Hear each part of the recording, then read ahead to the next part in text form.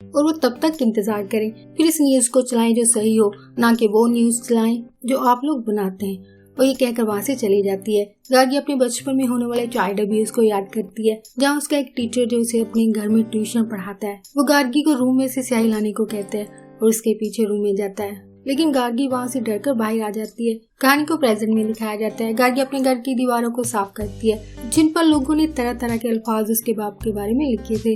Investigation officer बेनेक्स को उसका senior officer case छोड़ने को कहता है, लेकिन वो इससे कहता है, सर मैंने इस केस पर बहुत मेहनत की है और मेरी छोटी गलती की वजह से बना हुआ केस खराब हो गया है। और वो विक्टिम की फैमिली को नेक्स्ट आइडेंटिफिकेशन परेड के लिए लेकर आएगा, क्योंकि इसका ऑफिसर कहता है अब हो सकता है विक्टिम की फैमिली नेक्स्ट आइडेंटिफिकेशन परेड के लिए ना आना चाहे, तो हम क्या करेंगे। लेकिन ऑफिसर कहता है वो इसकी फैमिली को लेकर आएगा, बस वो उसको एक और मौका दे दें।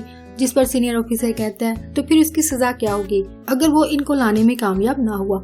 जिस पर ऑफिसर कहता है वो जो भी करना चाहे, उसको सस्पेंड करना चाहे या उसका ट्रांसफर करना चाहे, उसको कबूल होगा। गार्गी और गार्गी का वकील गार्गी के बाप से मिलने जेल जाते हैं, लेकिन अंदर जाने से पहले वकील उससे कहता है वो सारा वक्त रोने में ना गुजार दे, क्योंकि उसको उसके बाप से कुछ सवाल पूछने हैं। अंदर जाने के बाद गार्गी अपने बाप की हालत देखकर परेशान हो जाती है और उससे कोई बात भी नहीं हो पाती है। इसका बाप गार्गी को आवाज देता है और उससे घर के बारे में पूछता है, उससे उसकी माँ और छोटी बहन के बारे में पूछता है, पर गार्गी कोई जवाब नहीं दे पाती है। जिस पर वकील इसको जवाब देता है गार्गी को जॉब से निकाल दिया गया है, छोटी बेटी स्कूल नहीं जाती है और आपकी बीवी का बनाया हुआ डोसे का आटा कोई भी लेने नहीं आता है। इसके बाद वो उससे कहता है वो बस उसे ये बता दे कि उस दिन जब ये वाकया हुआ तब वो कहाँ थे और उस दिन क्या क्या हुआ था। जिस पर गार्गी का बाप बताता है काश मैं उस दिन काम पर ना जाता तो अच्छा था। वकील कहता है जब उसने विक्टिम को देखा तो उसने क्या क्या किया, तो उसने क्या किया। जिस पर वो कहता है मैंने वही किया जो एक बाप को करना चाहिए,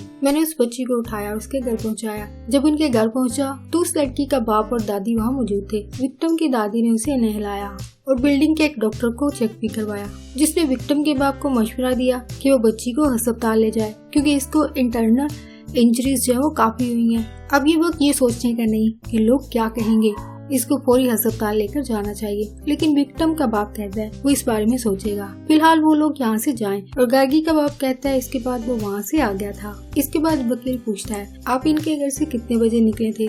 वो जवाब देता है करीब 8 बजे। दूसरा सवाल ये पूछता है आप जब बच्ची को उसके घर लेकर गए थे तब क्या वक्त था, तब क्या टाइम था। वो जवाब देता है 6:30 बजे का वक्त था। वकील फिर से सवाल करता है क्या उस दिन किसी ने आपको बच्ची को घर ले जाते हुए देखा था या नहीं। जिस पर वो जवाब देता है उसे किसी ने नहीं देखा था। जिस पर वकील कहता है ऐसा कैसे मुमकिन है। गार्गी का बाप जवाब देता है दरअसल मैं उस दिन वहाँ अकेला ही था और लड़की का घर सीढ़ियों के पास ही था और बिल्डिंग में सीढ़ियों का कोई इस्तेमाल नहीं करता है, सब लिफ्ट से ही आते जाते हैं। जिस पर वकील एक और सवाल करता है कि आपने 6:30 बजे तक, आप उस दिन 6:30 बजे तक क्यों रुके रहे, जबकि आप रोज 6 बजे घर वापस चले जाते हैं, आप वहाँ क्यों रुके और वो भी अकेले। गार्गी वकील को रोकती है। जिस पर वकील कहता है तुम अगर यहाँ खड़ी रहोगी तो तुम्हारे पापा खुलकर बात नहीं कर पाएंगे। जिस पर गार्गी कहती है नहीं वो यहीं ठहरेगी। वकील दोबारा से वही सवाल दोहराता है। जिस पर गार्गी का बाप जवाब देता है वो हर रोज 6 बजे घर वापस आ जाता था, लेकिन उस दिन उसके एक दोस्त जो कि बिल्डिंग में काम करता था, उसकी बेटी सैंड्रा को कुछ लोग रिश्ते के लिए देखने आने वाले थे और सैंड्रा के बाप ने उस दिन छुट्टी ली थी और मुझे उस दिन नाइट शिफ्ट भी करना थी। वकील कहता है पक्का यही बात थी या नहीं। वकील गार्गी को बाहर जाने को कहता है और दोबारा से उसके बाप से पूछता है बताएं आप उस दिन 6 से 6:30 के दौरान क्या कर रहे थे। तब गार्गी का बाप उसको बताता है वो सारा दिन बिल्डिंग में नौकरों की तरह काम करता है और बिल्डिंग के लोग भी उससे मुलाजमों जैसा ही रवैया रखते हैं और मेरी 2 बेटियां हैं, इससे सारा दिन उनके लिए मेहनत करता हूँ और उस दिन भी सारा दिन लोगों के लिए काम किए, जिसमें से लोगों के घरों के सामान को उनके घरों तक पहुंचाया, बिल्डिंग में आने वाली गाड़ियों के लिए गेट खोलना जैसे कई काम किए। और जब सारा दिन के काम से थक गया तो मैंने शाम में लिफ्ट रूम में रखी हुई शराब पी ली थी। जिस पर वकील कहता है तो आपने इस बारे में इंक्वायरी के दौरान ऑफिसर को क्यों ना बताया। जिस पर वो कहता है मैं छोटी बच्ची की मदद करने गया था, अगर ये बात बता देता कि मैंने पी रखी थी तो ये लोग मेरा क्या हाल करते। जिस पर वकील कहता है सर हम आपको यहाँ से निकालने की पूरी कोशिश कर रहे हैं। जिस पर गार्गी का बाप कहता है वो तो ठीक है पर बच्ची सिर्फ मेरा ही नाम लेगी, क्योंकि उसने होश में आने के बाद उसको ही देखा था, सबसे पहले उसी को देखा था, तो वो बस मेरा ही नाम लेगी। इसके बाद गार्गी का बाप उसका आवाज देकर कहता है क्या वो भी बाकी लोगों की तरह उसको कसूरवार समझती है? जिस पर गार्गी कोई जवाब नहीं देती है। तब उसका बाप दुखी होकर वहाँ से चला जाता है। गार्गी अपने बाप को चुपके से जाते हुए देखती है और वो भी दुख से रो रही होती है, पर अपने बाप से कोई बात नहीं करती है। वकील इंद्रस केस के सारे पॉइंट को सोच रहा होता है। इसी दौरान में वो गार्गी से कहता है कि उसको शांति अपार्टमेंट बिल्डिंग के मैनेजर से मिलना है, उससे कुछ सवाल पूछना है। जिस पर वो दोनों बिल्डिंग जाते हैं, लेकिन वहाँ रहने वाला एक शख्स गार्गी को पहचान लेता है और उससे कहता है, हम पहले उनकी वजह से बहुत परेशान हैं, अब तुम्हें मैनेजर से क्यों मिलना है। वो वॉचमैन से कहकर इनको बिल्डिंग से बाहर निकाल देता है। ये लोग कई दिन तक बिल्डिंग के बाहर खड़े मैनेजर का इंतजार करते हैं। इसी दौरान में वकील गार्गी के बाप के दोस्त से इस दिन हुए सारे वाकयात के बारे में पूछता है, जिस पर वो बताता है उस दिन उसकी बेटी सैंड्रा को कुछ लोग रिश्ते के लिए देखने आने वाले थे और वो उस दिन घर से बाहर गया ही नहीं, वो घर पर ही था।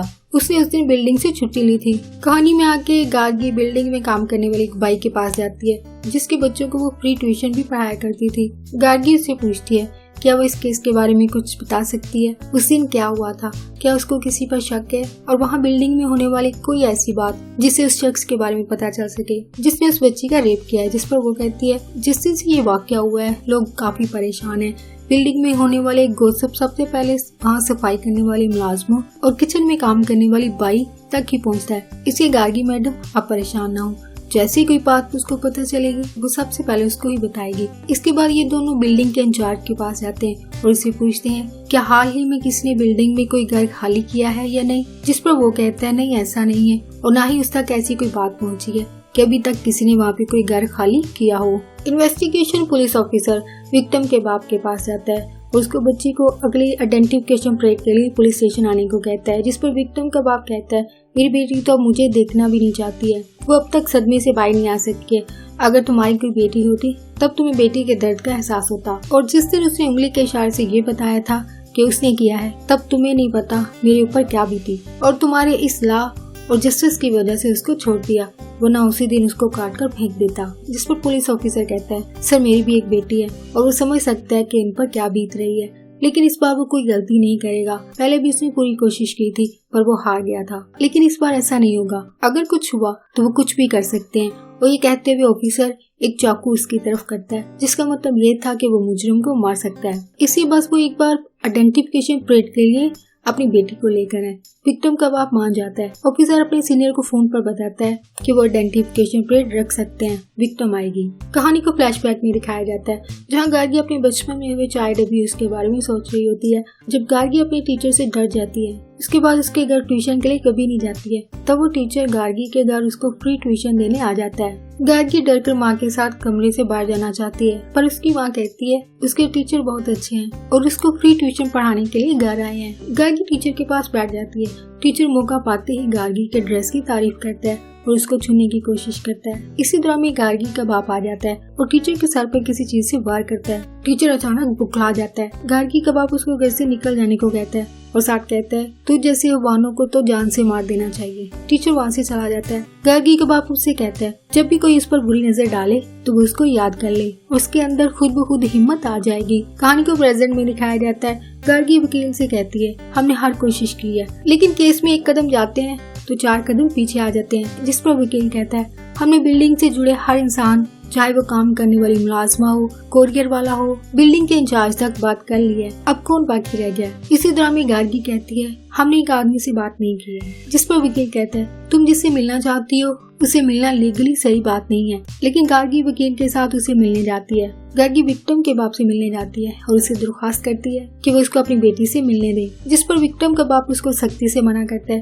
पर गार्गी के मिन्नत करने पर वो अपनी बेटी की हालत के बारे में बताता है कि मेरी बेटी मुझे देखकर भी डर जाती है, क्योंकि वो उसको भी अब एक मर्द ही समझती है और उसकी ऐसी दिमागी हालत है कि उसको अपनी रोज की रूटीन के काम भी याद नहीं रहते हैं और मैं उसको दोबारा से याद करवा रहा हूँ, उसको सिखा रहा हूँ। मेरी बेटी बहुत ज़हीन थी जो कभी एक्स्ट्रा ट्यूशन पढ़ने नहीं गई थी, अब उसको होश नहीं है और उसकी माँ के गुजर जाने के बाद मैं ही उसका सब कुछ था। पर मैं उसे उस दिन इन हैवानों से ना बचा सका। वो सोचती होगी उसका बाप उसको बचा लेगा, पर मैं उसे ना बचा सका।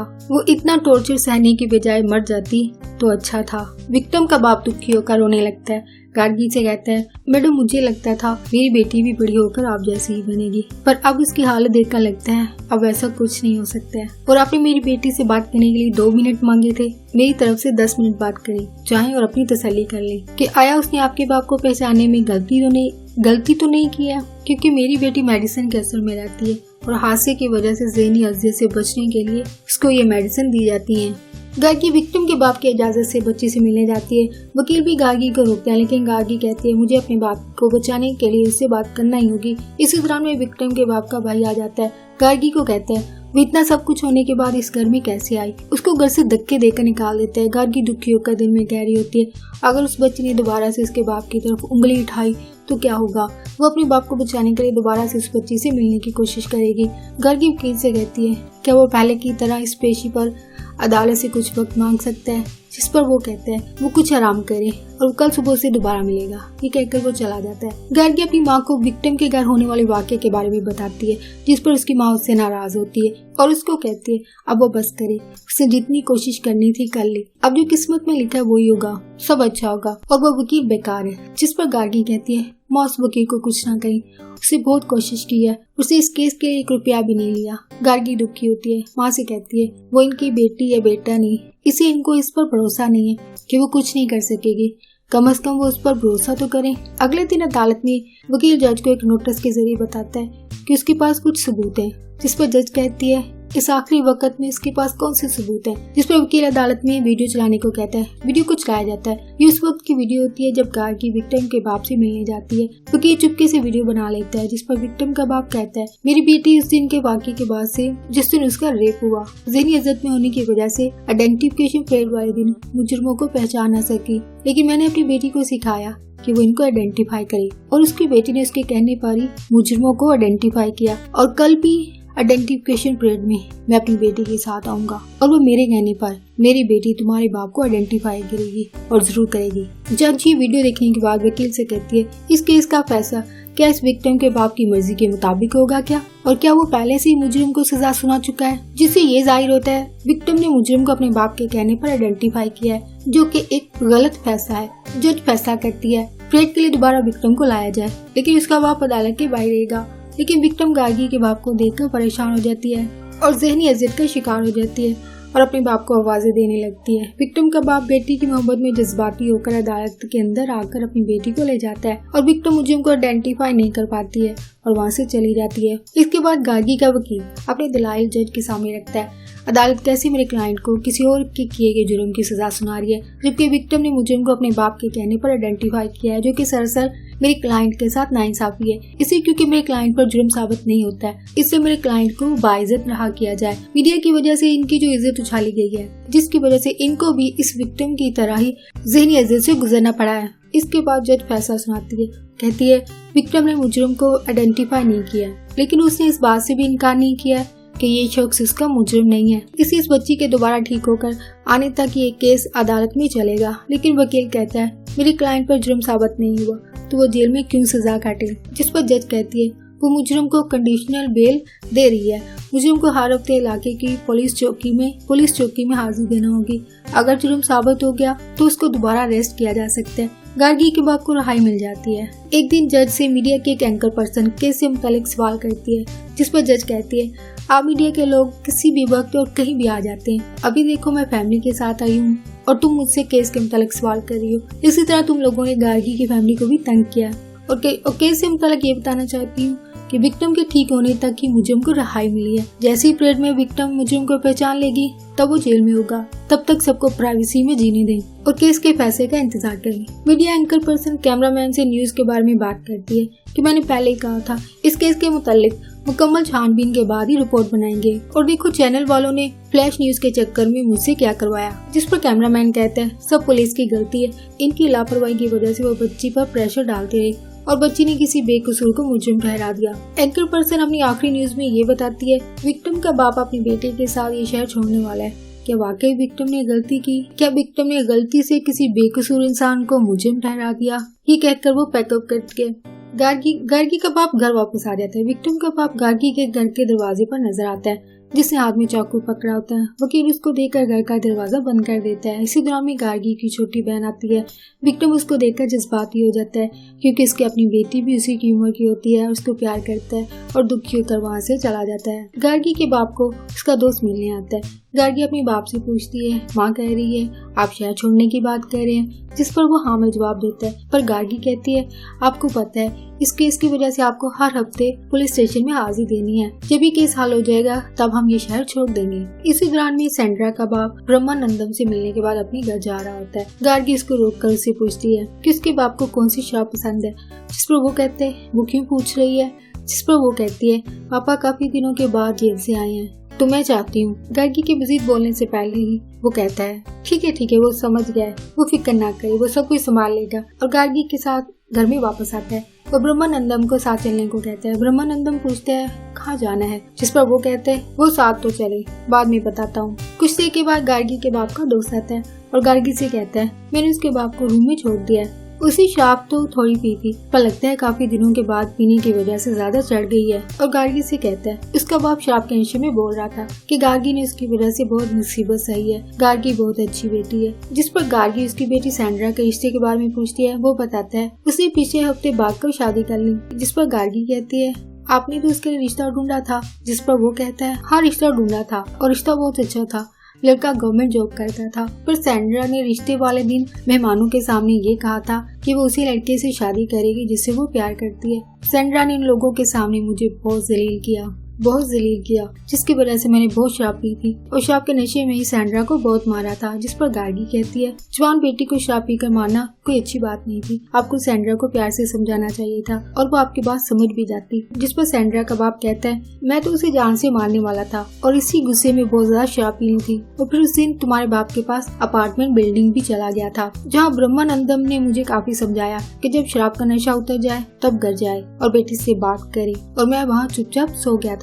इस बात को सुनकर गार्गी को सैंड्रा के बाप की वो बात याद आई जो उसने वकील से कही थी कि वो वाकये वाले दिन शांति बिल्डिंग गया ही नहीं था। वो सैंड्रा के रिश्ते की वजह से घर पर ही था और कहीं नहीं गया था। गार्गी को सैंड्रा के बाप की दो मुख्तलिफ बातों और बयानों की वजह से उस पर शक गुजरता है। जब सैंड्रा के बाप को अपनी गलती का एहसास होता है कि जोश में आकर उसके मुंह से असल बात निकल गई जिसको वो छुपा रहा था, वो गार्गी से बस इतना ही कहता है, बेटा मुझे माफ कर दो, मुझसे गलती हो गई। अगले दिन गार्गी वकील के साथ अपने बाप को लेकर पुलिस स्टेशन हाजिरी लगवाने जाती है। रास्ते में काफी पुरस्कून नजर आती है। रजिस्टर पर पहले गार्गी का बाप साइन करता है, फिर गार्गी को इस पर साइन के साथ साथ मुजरिम के साथ उसका क्या रिश्ता है वो भी लिखने को कहा जाता है। लेकिन गार्गी जब साइन कर रही होती है, फ्लैशबैक में सैंड्रा के बाप और गार्गी की हुई बातचीत को दिखाया जाता है। सैंड्रा का बाप कहता है, मुझे माफ कर दो बेटी, मुझे सब कुछ बता देना चाहिए था। गार्गी कहती है, आपने मेरे साथ झूठ क्यों बोला अंकल। गार्गी कहती है, वो पुलिस को कॉल कर रही है। जिस पर वो कहता है, बेटी मैं तुम्हारे पाँव पड़ता हूँ,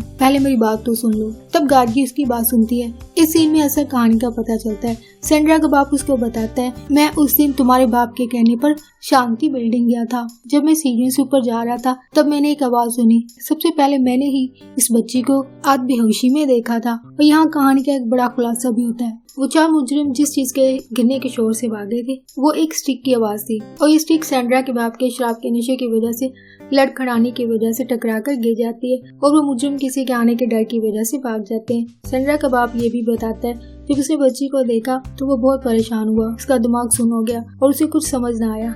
तब मैं जैसे तैसे करके ऊपर टेरेस पहुंचा। ऊपर टेरेस पर पहुंचने के बाद इस सारे वाकये के बारे में तुम्हारे पापा को बताया और उसने कहा वो इस वाकये के बारे में किसी को ना बताए। और मैं बहुत नशे में भी था, केस कहीं उस पर न पड़ जाए, इसलिए तुम्हारे बाप के कहने पर ऊपर लिफ्ट रूम में ही सो गया, क्योंकि तुम्हारे बाप ने ये कहा था कि तुम नशे में बहुत हो और केस कहीं तुम पर न पड़ जाए, और साथ ये कहा कि तुम ऊपर लिफ्ट रूम में जाकर सो जाओ।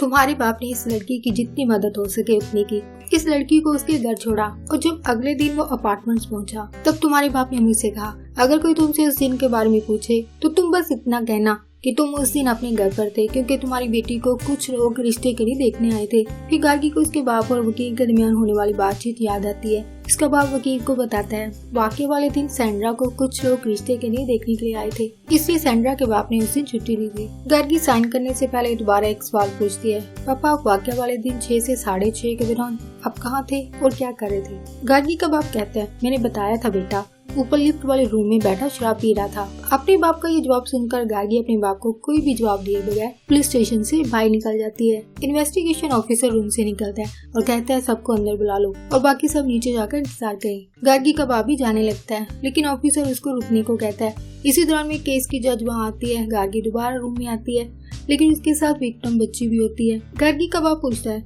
गार्गी ये सब क्या है? जिस पर कहानी को फ्लैशबैक में दिखाया जाता है। गार्गी को जब सैंड्रा के बाप से असल बात के बारे में पता चलता है कि उसका बाप 6 बजे उस बच्ची के पास मौजूद था और रेप करने वाला भी उसी का बाप है, क्योंकि विक्टिम के पास 6 से 6:30 के दौरान उसका बाप ही था। जिसकी तस्दीक उस वक्त होती है जब वो वकील के साथ दोबारा विक्टिम बच्ची के घर जाती है और उसे अपने बाप की तस्वीर दिखाती है। तब वो बच्ची कहती है ये वही है जिसने रेप किया है। वो लोग क्यों उससे एक बार बार बार पूछकर तंग कर रहे हैं? ये सुनते ही गार्गी रोने लगती है। कहानी को प्रेजेंट में दिखाया जाता है। गार्गी विक्टिम बच्ची से कहती है वो बिना डरे 5वें मुजरिम को पहचाने, वो उसके साथ है। वो विक्टिम गार्गी के बाप की तरफ इशारा करती है। गार्गी का बाप हाथ जोड़कर गार्गी से माफी मांगता है। जज उसको फौरी अरेस्ट करने का हुक्म देती है। गार्गी बाहर आ जाती है और अपने बाप की वजह से दुखी होकर रोती है। कहानी में आगे गार्गी की छोटी बहन को पहली माहवारी होती है। इसको पीरियड स्टार्ट होते हैं, जिसकी वजह से घर में छोटा सा फंक्शन रखा जाता है। इस फंक्शन में सब शामिल होते हैं। कहानी के एंड में दिखाया जाता है कि केस के दौरान मिलने वाले सब लोग गार्गी के दोस्त और खैरख्वाह बन जाते हैं, क्योंकि उसे एक बच्ची को इंसाफ दिलाने के लिए अपने बाप को, जिसको अभी तक वो बेकसूर समझ रही थी, जुर्म साबित होने पर उसको अरेस्ट करवा देती है। और उसका मंगेतर उसकी तरफ देखता भी नहीं है, क्योंकि वो ऐसी लड़की है जिसका बाप रेपिस्ट है, उसे शादी नहीं कर सकता है। मीडिया एंकर पर्सन भी गार्गी की दोस्त बन जाती है, लेकिन वो शूट होने की वजह से फंक्शन पर नहीं आ पाती है। लेकिन वो गार्गी की बहन से फोन पर बात करती है। इस फंक्शन में विक्टिम बच्ची भी आती है। तो कहानी इस मोरल लेसन पर खत्म हो जाती है, जो मीडिया एंकर पर्सन फोन पर बात करते हुए करती है। औरत के रूप का जन्म मिलना सारी उम्र की लड़ाई है। कोई भी तुम्हारा दुश्मन हो सकता है। हम कभी जीत जाते हैं, कभी हार जाते हैं, लेकिन तुम अपनी हार को किस तरह लेती हो, ये दुनिया तुम्हें उसी हिसाब से याद रखेगी। Welcome to the womanhood. इन अल्फाज पे ये कहानी खत्म हो जाती है। ये अल्फाज काफी हद तक ट्रू है। हमारी सोसाइटी में ये चीजें होती हैं और खवातीन को ऐसी सिचुएशंस और हालात देखने पड़ते हैं जो कि आसपास के लोगों की वजह से उसकी जिंदगी में होते हैं, लेकिन वो इन हालात को जैसे हैंडल करती है उसी के हिसाब से उसको जाना जाता है या उसके किरदार को देखा या परखा जाता है, जो कि ट्रू फैक्ट है। नेक्स्ट स्टोरी में क्या ह्यूमन बिहेवियर, क्या फैक्ट, क्या इंसानी सोच है वो शेयर की गई है। फर्स्ट है, ये आज की जर्नलिज्म ही अजीब है। पहले रिपोर्ट में विक्टिम के घर का असल पता बता देते हैं, एड्रेस बता देते हैं, फिर कहते हैं विक्टिम की प्राइवेसी के लिए इस जगह का नाम बदल दिया गया है, और तब तक सारे शहर को विक्टिम की हिस्ट्री के साथ साथ उसके घर का भी पता चल चुका होता है। नेक्स्ट है, सरकारी मुलाजमत पर रखने से पहले मुलाजिम का बैकग्राउंड चेक करना चाहिए, वरना ये सरकारी लोग अपने ओहदे का नाजायज फायदा उठाते हुए बड़े से बड़ा जुर्म भी कर जाते हैं। नेक्स्ट है, अगर आप वालिदैन हैं, पेरेंट्स हैं, अगर आपके बच्चे किसी मखसूस वक्त के लिए या फिक्स टाइम के दौरान कहीं जाते हैं तो आपको फौरी चेक करना चाहिए कि आया इस राह में वो किस जगह पर कैसे लोगों या कैसे घर में जाता है। जहाँ कोई ऐसे इंसान जो बुरी नीयत के हों वो उसको नुकसान पहुँचा सकते हैं। अगर ऐसा कुछ महसूस हो तो आपको फौरी बच्चे को रोकना चाहिए, जैसे कि स्टोरी में हुआ। अगर बच्चे के वालिदैन उसको नोटिस करते तो शायद उसके साथ ऐसा ना होता, क्योंकि बच्ची घर से एक फिक्स टाइम और रूटीन से एक चीज कर रही थी जिसको वालिदैन को नोटिस करना चाहिए था, ब्लाइंड ट्रस्ट नहीं करना चाहिए था। नेक्स्ट है, किसी भी घर या इदारे में होने वाले गॉसिप सबसे पहले वहाँ काम करने वाले मुलाजिम, जिनमें खानसामा, घरेलू मुलाजमा, हाउसमेट वगैरह जो शामिल होती हैं, इन अफराद तक ये गॉसिप जो है वो पहले पहुँचता है। फिर ये गॉसिप इन लोगों के जरिए जगह जगह पहुँच जाता है। ये जहाँ मुलाजमीन जाकर बैठते हैं, बिल्कुल किसी मक्खी की तरह, जिस जगह मक्खी जाकर बैठती है वहाँ जरासीम छोड़कर ही उठती है। इसी तरह ये छोटे मुलाजमीन अपने से बड़े ओहदे वाले लोगों से कुछ मरात या कुछ सहूलियत हासिल करने के लिए गॉसिप इनके गोश गुजार जो वो कर देते हैं, या इनसे कुछ फेवर हासिल करने के लिए जो गॉसिप इन तक पहुँचता है वो अपने से बड़े ओहदे के अफराद तक ये गॉसिप जो वो पहुँचा देते हैं। या ये कह लीजिए कि ये हाउसमेट जो होती हैं, घरों या दारों में छोटे छोटे मुलाजमीन जो होते हैं, एक गॉसिप को एक से दूसरी जगह जो वो आसानी से पहुंचा सकते हैं, और सबसे पहले गॉसिप भी इनके पास ही पहुंचता है। नेक्स्ट है, जो किस्मत में लिखा हो वो होकर रहेगा, इसलिए जो भी होगा अच्छा होगा। नेक्स्ट है, कभी कभार हमारे बहुत अजीज रिश्ते और ऐसे रिश्ते जिन पर हमें बड़ा मान होता है वो बहुत बड़ी गलती कर बैठते हैं, जिसकी सजा उनके साथ साथ आपको भी सहना पड़ती है। यानी ऐसे अपराध जिनका कोई कसूर नहीं होता है, जैसे कि कहानी में गार्गी की जॉब उसका रिश्ता और उसको लोगों के ताने सुनने पड़ते हैं अपने बाप की वजह से। हालांकि इस सारे मामले में उसका कोई कसूर नहीं होता है, बट स्टिल वो सफर करती है और इसके साथ साथ उसकी पूरी फैमिली। डेक्स्टर झूठ छुपाए नहीं छुपता है। गार्गी का बाप और उसका दोस्त एक झूठ को छुपाने की कोशिश करते हैं, लेकिन वही झूठ इनके अपने मुंह की बातों से ही पकड़ा जाता है। और फ्रेंड्स, आज की वीडियो आपको अच्छी लगी हो, अगर वीडियो बनाने के एफर्ट्स आपको अच्छे लगते हैं फिर वीडियो को लाइक शेयर कीजिएगा। फैक्ट के हवाले से, स्टोरी या फैक्ट के हवाले से कोई थॉट्स शेयर करना चाहें तो प्लीज जरूर शेयर कीजिएगा। इन बताए गए फैक्ट के हवाले से अग्री या डिसएग्री भी करती हैं तो कमेंट में लिखकर जरूर शेयर कीजिएगा। आपका वीडियो देखने के लिए बहुत शुक्रिया।